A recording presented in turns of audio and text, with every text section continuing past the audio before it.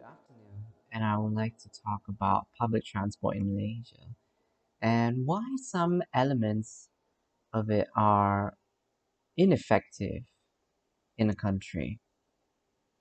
As some of you may know, the Kelanaja line, which is an LRT train line, is relatively congested. Well, maybe for the exception of COVID, but otherwise it is really packed. Recently, it has returned close to its normal capacity.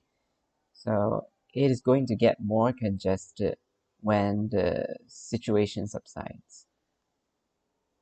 But did you know, in actual fact, that only 20% of Klang Valley residents actually use public transport? So does that mean that around 80%, which is the other majority, actually commutes through personal transport, or shall I say by cars in general, which is probably why our roads are rather congested. There are many reasons to why it is ineffective, but in general, commuters look for travel freedom, which is to not have any hassle when you commute via public transport. For example, you wouldn't want to be caught in the rain when you're trying to get home and enjoy your dinner. That would just ruin the whole atmosphere. And this brings us to one of our points for why public transport is ineffective. Number one, design integration. So what does integration mean? It generally connects every person to wherever they need to go. And it provides the freedom for a person to carry out their daily activities, such as maybe they want to go to the groceries or they want to have a medical checkup through public transport. I do know that some facilities like the Thompson Hospital is right next to a rail station, but not every area would be directly connected in this case, especially in Klang Valley. There are many areas. Yes, it is that many that are actually disconnected from public transport.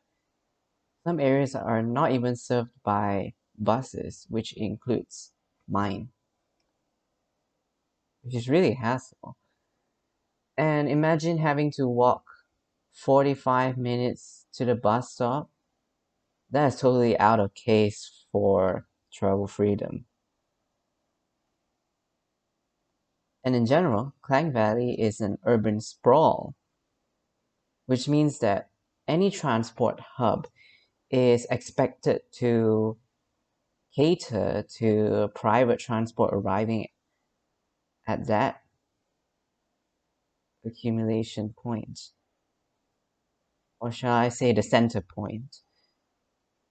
So many will be commuting with their cars in this case, which does not exactly address the situation of integration, as the general public should be able to walk to a close area, such as the local grocery store.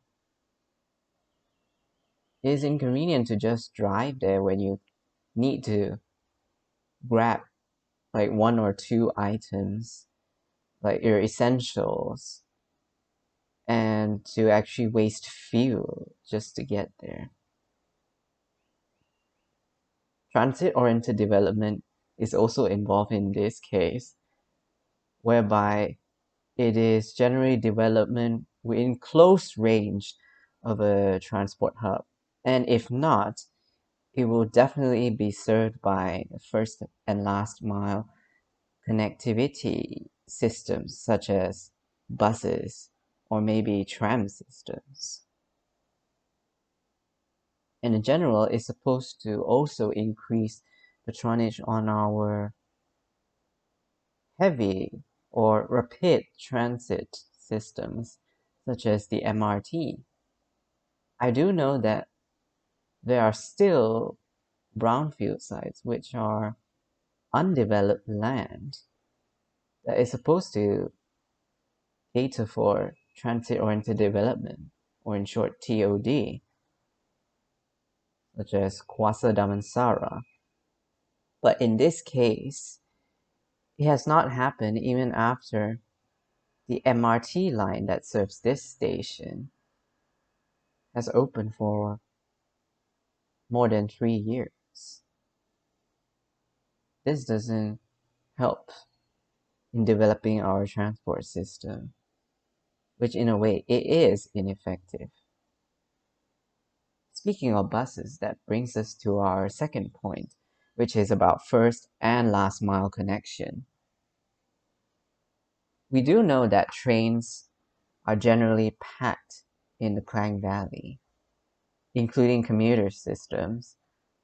But did you notice, or have you noticed, that buses are not as packed as what we expect it to be? And in fact, buses should be way more congested, that is able to connect us to more destinations from the transport hub. But what has failed from this? Why has it failed from serving the expected amount of people that is supposed to be on the train? And in fact, it should be more than that. What went wrong? The frequency of buses is rather disappointing. That is already enough to put off potential passengers to board the bus, and instead they may opt for calling an e-hail service such as Grab, which is almost instant, and it does not take long to get you to your intended local transport hub, such as the local train station. And what do I mean by infrequent buses? I've learned that turn up and go frequency is generally waiting times of between 5 and 15 minutes.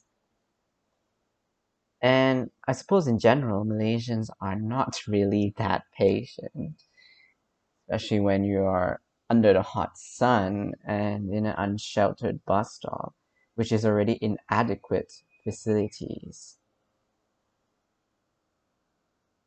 And to have infrequent bus services is just going to crumble the bus infrastructure. In addition to that, some buses are even late to arrive at many busy bus stops. Recently, many bus routes have been terminated by Rapid KL, citing that there was insufficient patronage on these routes as well as overlapping coverage. And the total distance of routes terminated is more than 190 kilometers. That is significant. And to just terminate bus routes like this is just going to decrease further our public transport usage, which is already damaged from the COVID pandemic situation.